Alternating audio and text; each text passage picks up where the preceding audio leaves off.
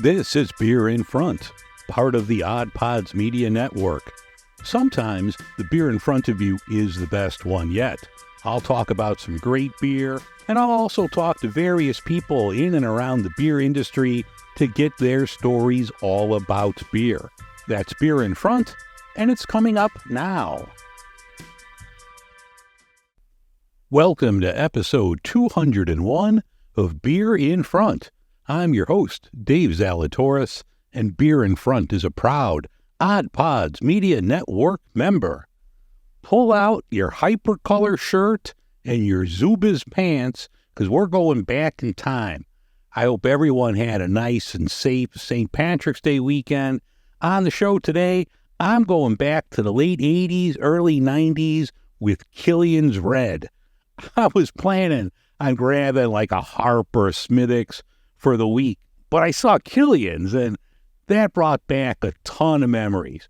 Craft beer wasn't a thing when this came out. There was only a couple available nationwide, but Killian's was the shit when you wanted to expand your palate from your usual old-style Bud, MGD that was everywhere.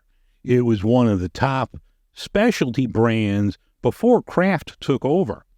To capitalize on the trend, Leinenkugel came out with the red after that.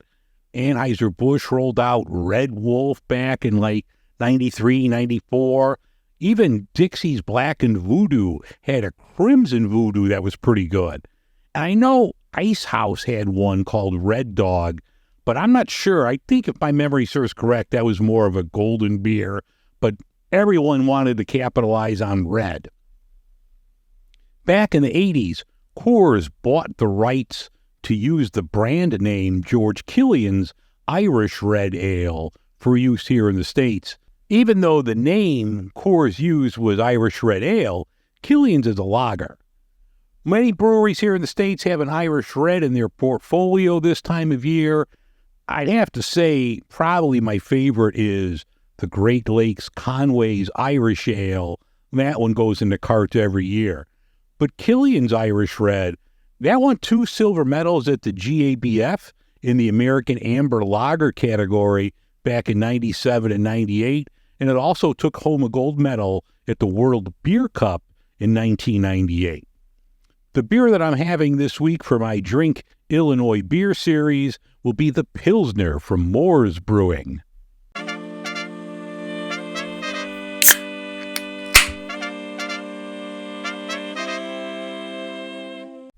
When you're finished with this episode, check out the latest from the Gray's Taproom podcast. They invited me on their show. That episode's coming out the same day this is.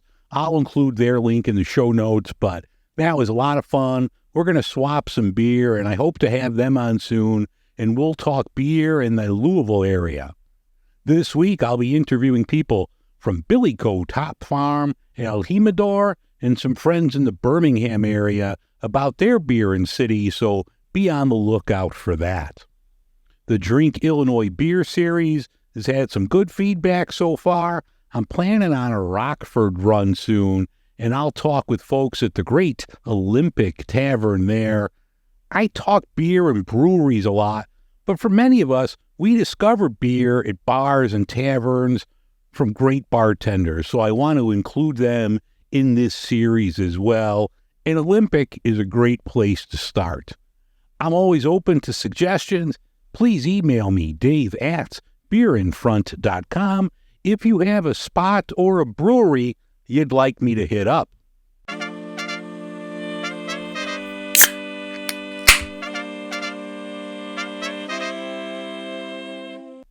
In beer and beverage news, Illinois Craft Beer Week 2024 will be from May 3rd through the 10th.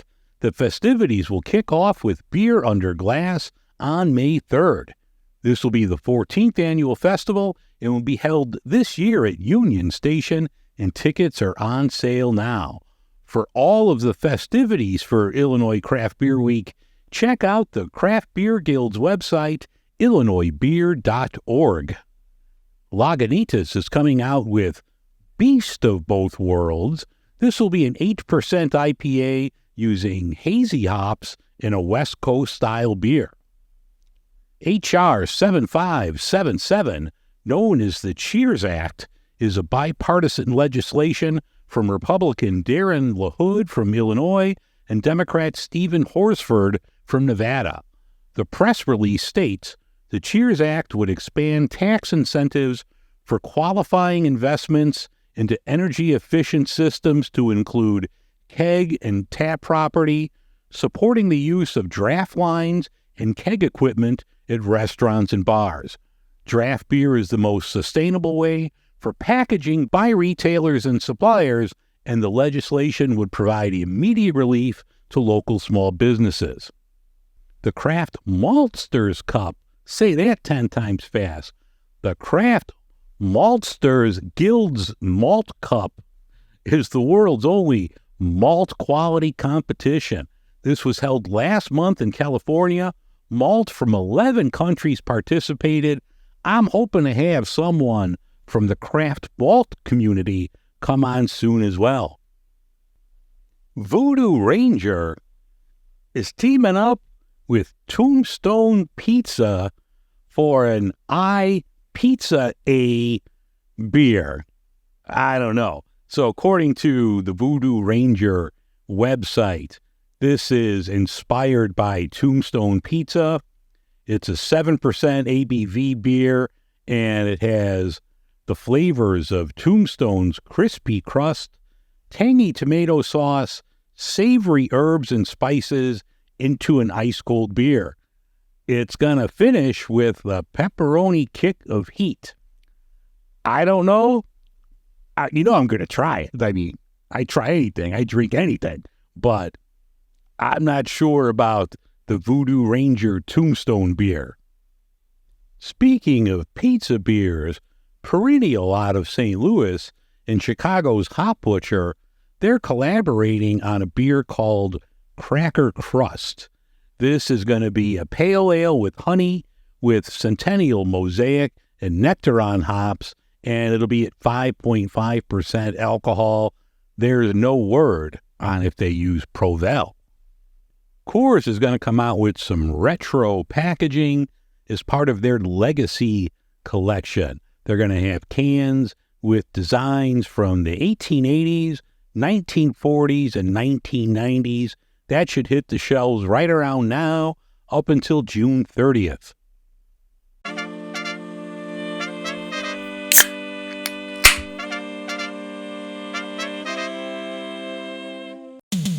I'm Richie, aka Midnight Agent Raw. I'm Devin, aka Special Delivery Dev. We're the Super Media Bros podcast. And each week, we give a comedically informative take on movies, Music, television, pro wrestling, and much more.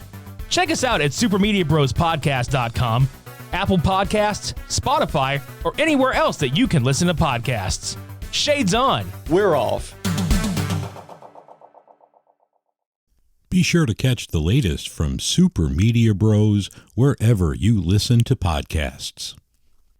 All right, well, I'm recording this on the 17th, so it's St. Patrick's Day, and I went out looking to grab a beer that I have for the show, and I figured I was going to grab like a Smithwick's or a Harp, a nice Irish beer, but I happened to be at Binny's, and they had Killian's Red. Now, this is brewed here in the States. They're owned by Molson Coors, but do you remember how big Killian's Red was in like the late 80s, early 90s? I mean, people drank a ton of this. This was like the gateway beer to craft beer. Craft beer really wasn't big at all. I mean, there was only a few breweries like Sam Adams and Sierra and Anchor. There weren't a lot of national brands or breweries on every street corner like there is now. So this was something that wasn't pale yellow like all the others. So, yeah, this definitely was a gateway beer for many people to get into craft beer. I haven't seen this in years, and it's probably the only reason I've seen it because it's St. Patrick's Day. But it's out now, 5.2%. It's hard to get information from the Molson Coors website about this. It's very generic. And it says that George Killian first brewed this beer in 1864. So I don't know if it's the original recipe. Outside the States, it's owned by like a French company that's owned by Heineken. And I think there it's only like a 3.2% beer. This is 5.2%. And it's classy. You don't need a bottle opener. You just screw this off with your hand. So for the first time, and I don't know how long, let's have a Killian's Red. I mean, it looks really good. Nice foam. I mean, the color is beautiful on this, crystal clear. Something with the smell. I mean, I don't know. It doesn't smell like beer. I don't know. Something smells off with this. No, the taste is still, it's decent. Nice and malty. I do get a little bitterness here with this. I mean, it's not a bad beer. Yeah, the taste isn't bad. I do get like, I know they use corn syrup in this, and it says so on the box. So I do get like a sweetness from that that's not malt sweetness. So that's a little off. But no, there's still something as I'm putting this to my mouth to have. Something with the aroma is off on this. Well, I have 11 more of these to drink, so I don't know. I might be making some broth soon, and I could use this. I guess it was good for 1989, 1990. I mean, it's not horrible. I mean, I'm not going to dump it, but you could definitely do better. I should have bought the Smithwick's, and I'm not going to tell you to put this one in the cart unless it's like marked down on clearance. But yeah, everyone drank a shit ton of this back then, so I had to grab it. I remember, God, this had to be 35 years ago. Like for a fantasy football draft night, you know, we bought remember those party balls that was out in the late 80s, early 90s, where it was just this giant plastic amber ball, and then you had to rent a tap handle, you know, at the liquor store. And it was, I forget how much was in this. I mean, it was smaller than a 6 barrel, so it was probably, maybe it was a 6 barrel. I'm not sure how big those party balls were, but those were pretty popular for a while. And I remember getting party balls of Killian's Red. But if you see it, think of me before you invest in a 12-pack, because this was the only way I could find it. They didn't have it in a mix pack or anything like that. So I committed to 12 of these. But Killian's Red, it's still out there.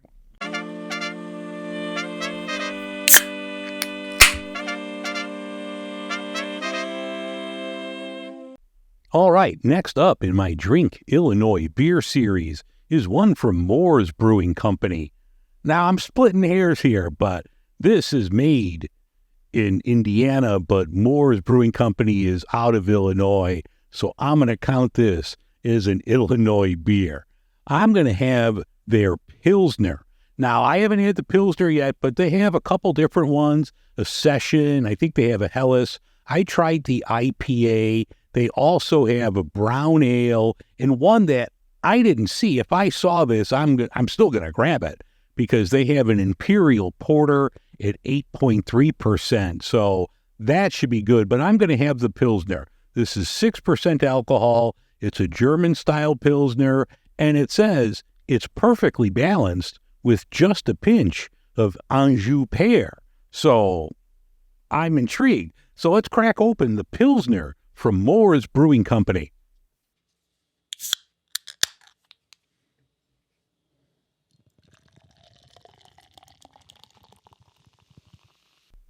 Oh, the Pilsner looks phenomenal. Beautiful color here. I get nice aroma right as I'm pouring it. Good 2 fingers of foam. This is an excellent looking and smelling beer. Yeah, that's really good. Crisp. Delicious. And I see what they mean about the hint of the pear. I do get a little of that at the end. I think this is great. Yeah, that's just really good. Nice, refreshing beer. You get a little bitterness at the end from the hops. I like this a lot. So the 2 that I've had from Moore's have been really good. Now I got to go get that porter. I need to go find the porter. I picked this up at Binny's, so I believe they're all around the Chicago area at least. But if you're in Illinois looking for a good beer to have for Drink Illinois Beer, you need to go grab you some Moors.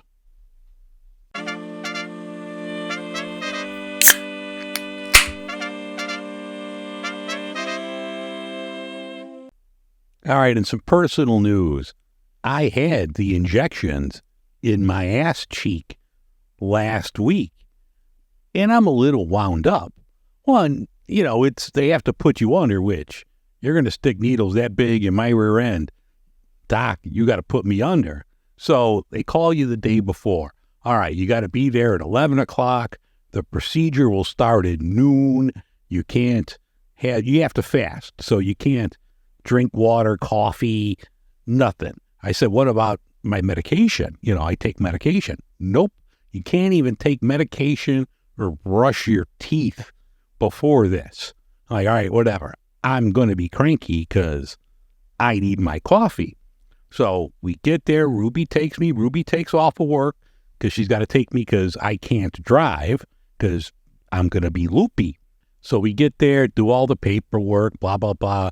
Get into the room, strip down to the hospital gown, the cap on my head, all this shit. So it's like 12 o'clock. There's no doctor. And the nurses keep coming by. Oh, the doctor's running a little late, and then you could hear them in the background because it's not like you're in an isolated soundproof booth. This isn't the Beer in Front podcasting studio. No, you're in a waiting room with a curtain. And they're all wondering, where the doctor is. Well, he's in his office.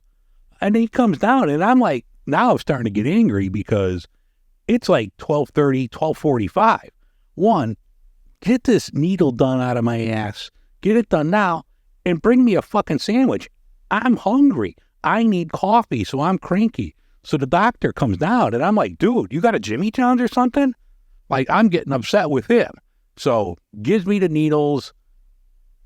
I don't know if it's kicking in or not. It was steroids. So now I'm not even eligible for the Podcasting Hall of Fame because I'm on performance-enhancing drugs. And I'm assuming I'm going to get all bulky now. But so he injected the steroids in it.